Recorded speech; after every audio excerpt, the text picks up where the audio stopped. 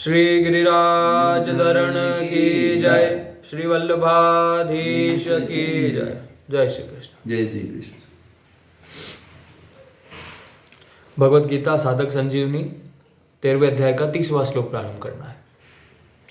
यदा भूतपृग्भाव मेकस्थम अनुपश्यति तत एव च विस्तारम ब्रह्म संपद्यते तदा। व्याख्या। प्रकृति के दो रूप है, क्रिया और पदार्थ।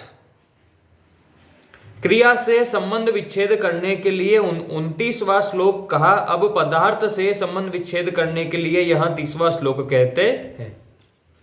पहले हमने क्रियाएं की बात कर ली थी। ये संसार जो है, ये जो संसार है, ये जड़ संसार, ये नित्य परिवर्तनशील है, ये क्रियाशील है, इसके अंदर क्रियाएं होती रहती है, ये अक्रिय कभी नहीं होता। ये हमने बात करी थी कि ये जो संसार है ये अक्रिय कभी नहीं होता, ये हमेशा सक्रिय मतलब क्रियाशील है। कोई ना कोई मतलब ये हर क्षण बदलता रहता है। पर जो स्वयं होता है यानी जीवात्मा यानी कि जो चेतन तत्व है वो अक्रिय होता है, वो बदलता नहीं, उसके अंदर कोई क्रिया नहीं होती, वो सर्वथा निर्लिप्त होता है। आगे,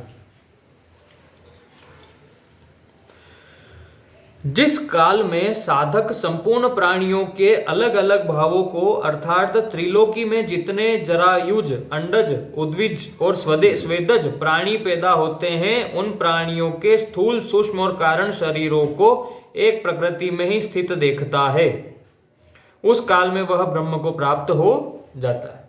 सबको एक रूपी देखिए, सबको एक रूपी जो देख रहा है ना, कि जिस काल में साधक संपूर्ण प्राणियों को अलग अलग भावों को, जितने भी संपूर्ण प्राणी हैं उनके जितने अलग अलग भाव है, अलग अलग प्रकार के, है ना, त्रिलोकी में जितने भी हैं उन सबको अगर एक में देखता है बस, तो वह उस काल में ब्रह्म को प्राप्त हो। सब ईश्वर ही है, इसके अलावा कोई नहीं है, बस एको ब्रह्म द्वितीय नास्ति। त्रिलोकी के स्थावर जग में प्राणियों के शरीर, नाम, रूप, आकृति, मनोवृत्ति, गुण, विकार, उत्पत्ति, स्थिति, प्रलय आदि सब एक प्रकृति से ही उत्पन्न है। जो भी है सब कुछ एक ही से तो उत्पन्न है, उसी ब्रह्म के द्वारा तो बनाया हुआ है, उसी परमात्मा के द्वारा ही तो रचा हुआ है। एको अहम बहुश्याम। ठाकुर जी क्या कहते हैं, भगवान श्री कृष्ण गीता में क्या कहते हैं, एको अहम बहुश्याम, कि एक में ही अपने अनेक रूपों में बढ़ गया। भगवान ने के संकल्प लिया और अपने संकल्प से ही अनेक रूपों में अपना विस्तार कर लिया, तो है तो सब कुछ वही परमात्मा यानी कि ब्रह्म ही है और कुछ नहीं, दूसरा है ही, उसके सिवाय कुछ है ही नहीं दूसरा। उन्होंने ही अपने आप को अनेक रूपों में बांट ली। अब हमारा लक्ष्य क्या है कि जो अनेक रूप जो बिखर के इतना बढ़ गए हैं, है ना, एको अहम बहुश्याम, इसको उल्टा करके अब बहुश्याम एको अहम करना है कि अब हमको सभी से अपनी वृत्ति हटाकर एक पर वापस लेके चली जानी है। अभी हमारी वृत्तियां कैसी है, अलग अलग। अभी कामनाएं हैं, अभी विषय भोग में लगे हुए हैं, संसार में मन लगा हुआ है, इससे भी संबंध है, इससे भी संबंध है, इधर भी संबंध जुड़ा हुआ है, इधर भी संबंध जुड़ा हुआ है। एक समय ऐसा लेके आना है जब सारे संबंध से संबंध विच्छेद हो जाए और एक बस परमात्मा शंख चक्र पर गदाधारी भगवान श्री कृष्ण से हमारा संबंध जुड़ जाए।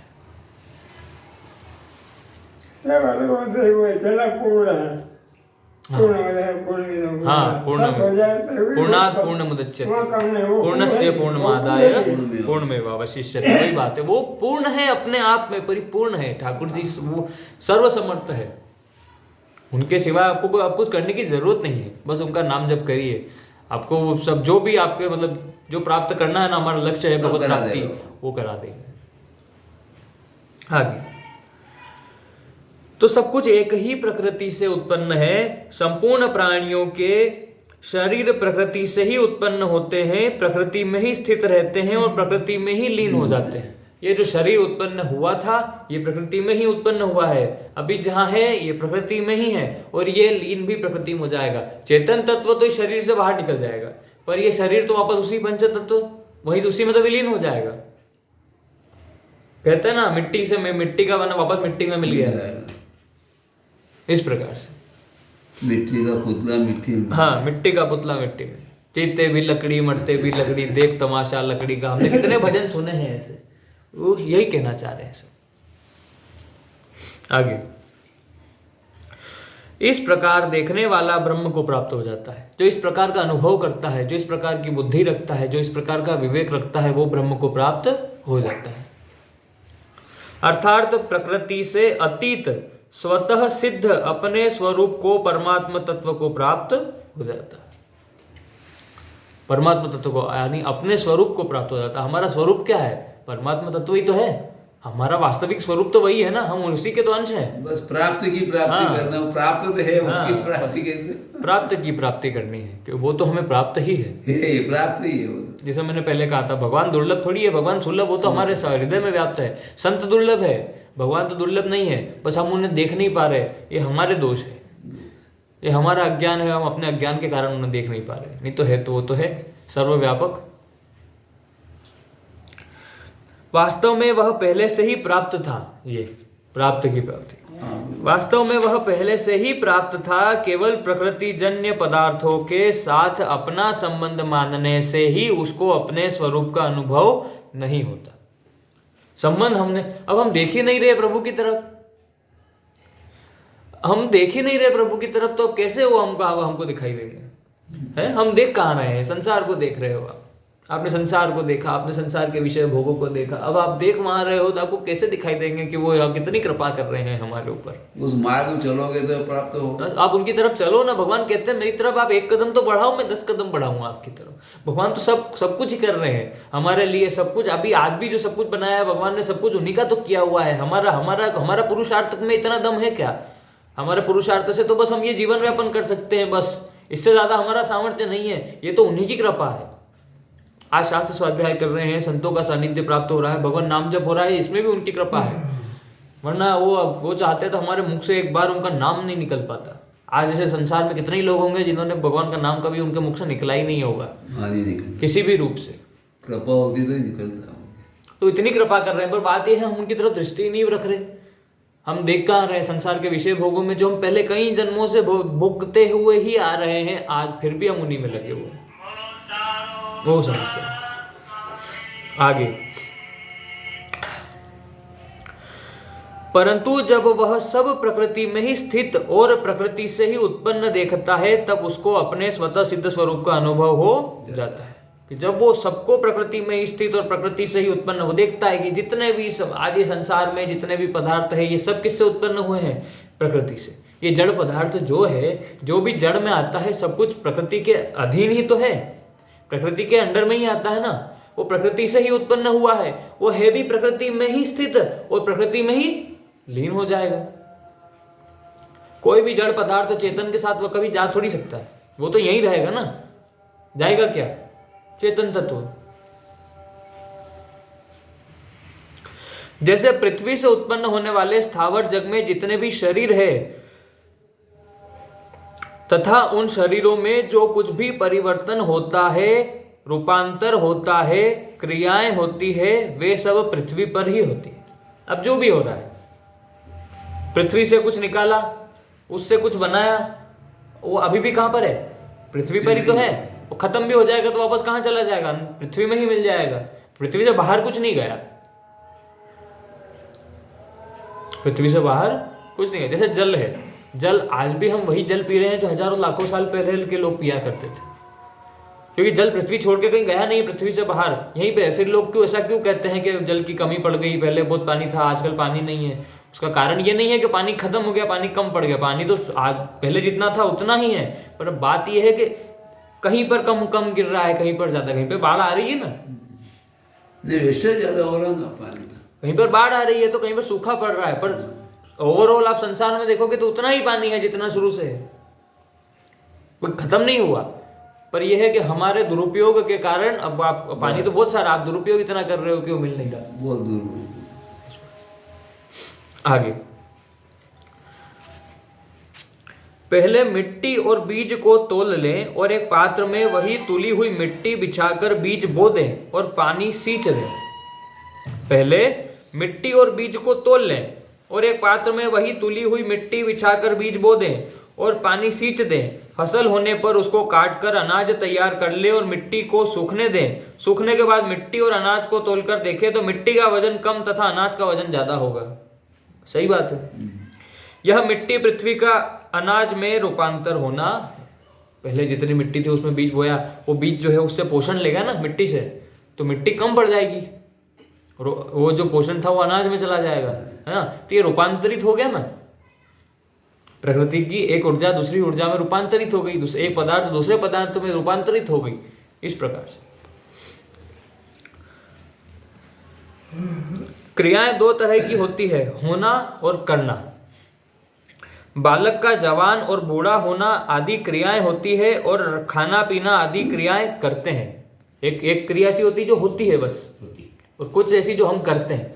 जैसे बोल रहे हैं हम जवान होना बूढ़ा होना, ये होती है, ये हम करते नहीं है कि किसी को बूढ़ा कर दिया, किसी को जवान कर दिया, प्रकृति में हो रहा है। पर खाना पीना हम करते हैं क्योंकि ये हमारा, ये हम खुद कर सकते हैं इसको।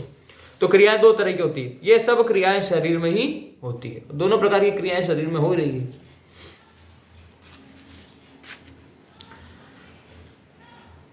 ऐसे ही प्रकृति से उत्पन्न होने वाले जितने गुण विकार है तथा उनमें जो कुछ परिवर्तन होता है, घट बढ़ होती है, वह सब की सब प्रकृति में ही होती है ना। प्रकृति से बाहर कुछ नहीं जा रहा, धरती से बाहर कुछ नहीं जा रहा, जो भी हो रहा है सब कुछ कहाँ, यहीं पे। तात्पर्य है कि जैसे पृथ्वी से पैदा होने वाले पदार्थ पृथ्वी में ही स्थित रहने से और पृथ्वी में लीन होने से पृथ्वी रूप ही है, ऐसे ही प्रकृति से पैदा होने वाला सब संसार प्रकृति में ही स्थित रहने से और प्रकृति में ही लीन होने से प्रकृति रूप ही है। इसलिए प्रकृति से जो कुछ भी उत्पन्न हुआ है वह प्रकृति रूप ही है, वो चेतन नहीं हो जाएगा, प्रकृति रूप ही रहेगा, वो प्रकृति में ही लीन हो जाएगा। फिर से जो भी प्रकृति से उत्पन्न हुआ है वह प्रकृति में ही लीन। इसी प्रकार स्थावर जग में प्राणियों के रूप में जो चेतन तत्व है वह निरंतर परमात्मा में ही स्थित रहता है। अब जैसे जो पृथ्वी का, जो प्रकृति का जो तत्व है, प्रकृति से जो उत्पन्न हुआ पदार्थ है वो प्रकृति में ही स्थित रहता है, इसी प्रकार से जो परमात्मा से उत्पन्न हुआ चेतन तत्व है वो हमेशा सर्वथा हमेशा से जो है भगवान परमात्मा में ही स्थिर रहता है। जैसे प्रकृति से उत्पन्न हुआ कोई पदार्थ प्रकृति में ही स्थित है, जैसे परमात्मा से उत्पन्न हुआ जो चेतन तत्व है वो हमेशा परमात्मा में ही स्थित रहता है, वो प्रकृति से नहीं मिलेगा, वह निरंतर परमात्मा में ही स्थित रहता है। प्रकृति में हम बोलते हैं ना, हम उनके अंश हैं, परमात्मा के अंश है, तो हम उन्हीं के अंश हमेशा रहेंगे। हम ब्रह्म के अंश हैं, हम खुद ब्रह्म ही हैं। शंकराचार्य जी क्या कहते हैं, अहम ब्रह्मास्मि, ये उपनिषद कहते हैं हमारे। पर ये अनुभव में करने वाली बात है, और ये अनुभव व्यक्ति को जब वो ब्रह्म ज्ञान जब हो जाता है तब उसके अंदर से ये बात निकलती है, अहम ब्रह्मास्मि। अंतिम पड़ाव है ये ज्ञान मार्ग। और भक्ति मार्ग की हम बात करें तो उसमें उसका अंतिम पड़ाव होता है वासुदेव सर्वम, सब जगह ईश्वरी है। और ज्ञान मार्ग वाले के लिए होती है अहम ब्रह्मास्मि। प्रकृति के संग से उसमें कितने ही विकार क्यों न दिखे, पर वह सदा असंग ही रहता है। प्रकृति के संग से उसमें कितने ही विकार क्यों न दिखे, पर वह सदा असंग ही रहता है। ऐसा स्पष्ट अनुभव हो जाने पर साधक ब्रह्म को प्राप्त हो जाता है कि जो भी संसार में हो रहा है उससे उसको पता है कि भैया ये जो भी है इससे इसका मुझसे कोई संबंध नहीं, ये प्रकृति में हो रहा है, ये प्रकृति का है, प्रकृति से उत्पन्न हुआ था, प्रकृति में ही और इसी में मिल जाएगा, खत्म हो जाएगा। ये शरीर है, ये शरीर इसी में उत्पन्न हुआ, इसी में अभी बढ़ घट रहा है, एक दिन मिल भी वापस इसी में जाएगा, ये साथ में नहीं जाने वाला। जिस व्यक्ति को यह अनुभव हो जाता है वो ब्रह्म को प्राप्त हो जाता है, क्योंकि फिर उसका प्रकृति के किसी भी वस्तु व्यक्ति घटना से कोई संबंध रहेगा ही नहीं, और जब कोई संबंध रहेगा ही नहीं तो व्यक्ति क्या हो गया, मुक्त। और मुक्ति होने को हम मोक्ष कहते हैं। यह नियम है कि प्रकृति के साथ अपना संबंध मानने के कारण स्वार्थ बुद्धि, भोग बुद्धि, सुख बुद्धि आदि से प्राणियों को अलग अलग भाव से देखने पर राग द्वेष पैदा हो जाते हैं। ये तो हमने कई बार बात करी है। इस संसार में अगर आपने संबंध बनाया है तो राग और द्वेष उत्पन्न होंगे ही होंगे। मैंने तो बताया था राग और द्वेष क्या है। जब संसार में किसी से संबंध जोड़ा तो वो राग, वो मोह, और अगर भगवान से संबंध जोड़ा तो वो प्रेम। संसार से किसी से, क्योंकि अगर आपने संसार में किसी से संबंध जोड़ा है तो किसी ना किसी से तोड़ा भी होगा, किसी से मन मुटाव भी हुआ होगा, झगड़ा भी हुआ होगा, तो क्या हो गया, वो द्वेष। और अगर भगवान से संबंध जोड़ने के लिए संसार से संबंध तोड़ा तो वो क्या हो जाता है, वैराग्य। वैराग्य। वरना वैराग्य और द्वेष में क्या अंतर रहा? द्वेष में भी आप संबंध तोड़ रहे हो। जिस व्यक्ति से आपका द्वेष हो गया, द्वेष भाव, उससे आपने संबंध तोड़ दिया ना। अपना जो संबंध था उसका, आत्मीयता का, वो संबंध आपने उससे तोड़ा। यही संबंध आप भगवान से जब संबंध बना रहे हो तब भी तोड़ रहे हो। पर जब संसार में किसी से संबंध जोड़कर किसी और से संबंध तोड़ा तो द्वेष, और वही परमात्मा से संबंध जोड़ने के लिए संसार से संबंध तोड़ दिए सारे, तो क्या हो गया? वैराग्य। और उसी प्रकार से जब इस संसार में किसी भी विषय, वस्तु, व्यक्ति, घटना, काल, किसी भी वस्तु से अगर मैं अपना संबंध बनाता हूं तो वो है राग, वो है मोह। और वही अगर मैं भगवान से संबंध बनाता हूं तो वो प्रेम। इस प्रकार से तो अब राग और द्वेष, अगर संसार में संबंध बनाया है तो राग और द्वेष उत्पन्न होंगे ही होंगे, क्योंकि संसार से संबंध बनाने के लिए सबसे पहली शुरुआत होती है शरीर से संबंध बनाना। अब शरीर से संबंध, क्योंकि सबसे पहले शरीर से ही संबंध बनेगा। शरीर से संबंध नहीं है तो, क्योंकि संसार में अगर कुछ भी आपको कुछ भी भोगना है तो शरीर के द्वारा ही भोग सकते हो। बिना शरीर के कैसे भोगोगे? शरीर तो चाहिए। किसी व्यक्ति क्रिया होगी तो किसी व्यक्ति के पास अगर शरीर ही नहीं है, एक बस जीवात्मा है, तो कोई भी भोग कैसे भोगेगी? कैसे भोगेगी? नहीं भोग सकती। क्रिया कोई कर ही नहीं सकती ना। भोजन करना है, स्वाद लेना है तो जीवा तो चाहिए, यानी शरीर चाहिए। कोई अच्छा सा दृश्य देखना है तो नेत्र चाहिए, यानी शरीर चाहिए। अच्छा सा कुछ अगर संगीत सुनना है तो क्या चाहिए? कर्ण चाहिए, यानी कि शरीर चाहिए। पैसा कमाना है तो शरीर चाहिए, बड़ा घर चाहिए तो शरीर चाहिए, बीवी बच्चे चाहिए तो शरीर चाहिए, घर परिवार बनाना है तो शरीर चाहिए, एक गांव समाज में रहना है तो शरीर चाहिए। वरना बिना शरीर के, इसलिए सबसे पहली शुरुआत तो शरीर से होती है कि शरीर से संबंध बनेगा। अब शरीर से संबंध बनाया तो शरीर की जो भी इंद्रियां हैं फिर उनको तृप्त करने के लिए अब फिर उनको तृप्त करना शुरू कर देगा व्यक्ति। अच्छे से अच्छा भोजन पाऊं, अच्छे से अच्छे दृश्य देखूं, है ना। सभी तरह के इंद्रियों को तृप्त करना चाहेगा, सभी तरह के विषय को भोगना चाहेगा। ये पैसा आ जाए, ये लेकर आऊं, ये लेकर आऊं, ये लेकर आऊं। आप बता दो आज तक जो लेकर आया वो बड़ा आनंदित हो तो बताओ। राग और द्वेष उसके बाद शुरू हो जाते हैं। फिर आपको कोई चीज पसंद आ जाएगी, उससे राग हो जाएगा, जो चीज नहीं आई उससे द्वेष हो जाएगा। इसलिए संसार से संबंध बनाया तो राग और द्वेष तो उत्पन्न होंगे ही होंगे। यही बात यहाँ पे महाराज जी कह रहे हैं। यह नियम है। नियम है मतलब पक्की बात है, होना ही होना है। यूं नहीं है कि 90%, 10% नहीं, 100% होना ही होना है। क्या? यह नियम है कि प्रकृति के साथ अपना संबंध मानने के कारण स्वार्थ बुद्धि, भोग बुद्धि, सुख बुद्धि, अब सुख भी तो लेना चाहेगा शरीर। क्या चाहता है? सुख ही तो लेना चाहता है। दुख कौन चाहता है? सुख लेना चाहता है। सुख बुद्धि आदि से प्राणियों को अलग अलग भाव से देखने पर राग द्वेष पैदा हो, और फिर उनसे क्या पैदा होंगे? राग और द्वेष। सुख चाहिए तो किसी से राग होगा, तभी तो सुख प्राप्त करना चाहता है कि मुझे संतान सुख चाहिए, यानी संतान से राग हुआ, मोह हुआ ना उसका। इस प्रकार से राग होने पर उनमें गुण दिखाई देते हैं, और जिससे राग होगा उसके गुणी गुण दिखाई देंगे, और जिससे द्वेष हो जाता है उसके अवगुणी अवगुण दिखाई देंगे। यही तो होता है। तो राग होने पर उनमें गुण दिखाई देते हैं और द्वेष होने पर उनमें दोष दिखाई देते हैं। इस प्रकार दृष्टि के आगे राग द्वेष रूप पर्दा आ जाने से, अब ये पर्दा आ गया ना, राग और द्वेष रूप, क्योंकि मोह, अब जिससे मोह है उसके प्रति राग, उसके आपको सिर्फ गुण दिखाई देंगे, और जिससे द्वेष हो गया उसके सिर्फ दोष दिखाई देंगे। तो ये पर्दा आ जाने से वास्तविकता का अनुभव नहीं होता, फिर आपको वास्तविकता का अनुभव नहीं होगा। परंतु जब साधक अपने कहलाने वाले स्थूल, सूक्ष्म और कारण शरीर सहित संपूर्ण प्राणियों के शरीरों की उत्पत्ति, स्थिति और विनाश को प्रकृति में ही देखता है तथा अपने में उनका अभाव देखता है। अभाव मतलब ये जो भी हो रहा है, ये शरीर नष्ट हुआ, ये शरीर उत्पन्न हुआ, या ये शरीर अभी है, ये जो भी है सब कुछ कहाँ है? प्रकृति में। मेरा इससे कोई लेना देना नहीं, मैं इससे अलग हूं, मेरा इससे संबंध नहीं है। ये शरीर इसमें उत्पन्न हुआ, इसमें रहेगा, इसमें विलीन हो जाएगा, पर मेरा इससे कोई संबंध नहीं है, मेरा इससे अभाव है। तो जब साधक को तथा अपने में उनका अभाव देखता है तब उसकी दृष्टि के आगे से राग द्वेष रूप पर्दा हट जाता है। क्योंकि अब संबंध नहीं बनाया ना, अब संबंध है ही नहीं तो किससे राग करेगा? राग है ही नहीं ना, क्योंकि संबंध ही नहीं है तो राग कैसा? ना द्वेष। और उसको स्वतः सिद्ध परमात्म तत्व का अनुभव हो जाता है। फिर उसको उसको परमात्म तत्व का अनुभव हो जाता है। परिशिष्ट भाव। पूर्व श्लोक में व्यक्ति की बात और प्रस्तुत श्लोक में काल की बात आई है।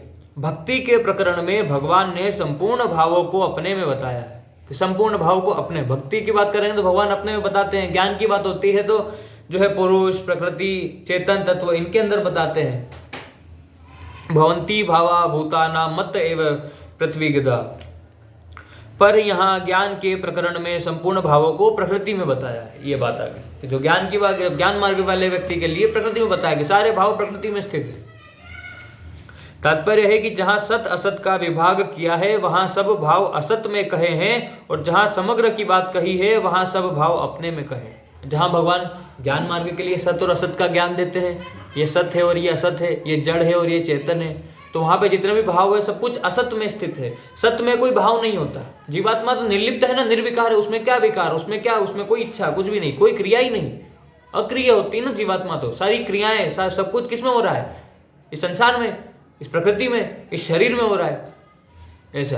तो इसलिए उसमें कहते हैं कि जितने भी भाव है सब कुछ असत में आते हैं। और जब समग्र की बात करते हैं, समग्र यानी जब सब कुछ बस मैं ही हूँ, तो फिर वो सब कुछ अपने में बात करते हैं। ये सारे भाव किससे उत्पन्न हो रहे हैं? मुझसे।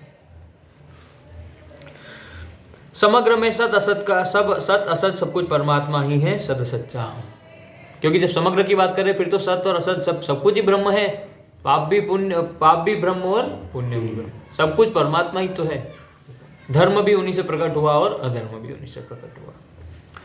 अब 31वां श्लोक कल प्रारंभ। ओम शांति शांति शांति। श्री गिरिराज धरण की जय, श्री गोवर्धन नाथ की जय, श्री वल्लभाधीश की जय, परम दयाल श्री गुसाई जी की जय, श्री विठ्ठलनाथ जी की जय, श्री यमुना महारानी की जय। जय जय श्री राधे पूछरी के लोठा की खूब खूब प्यारे।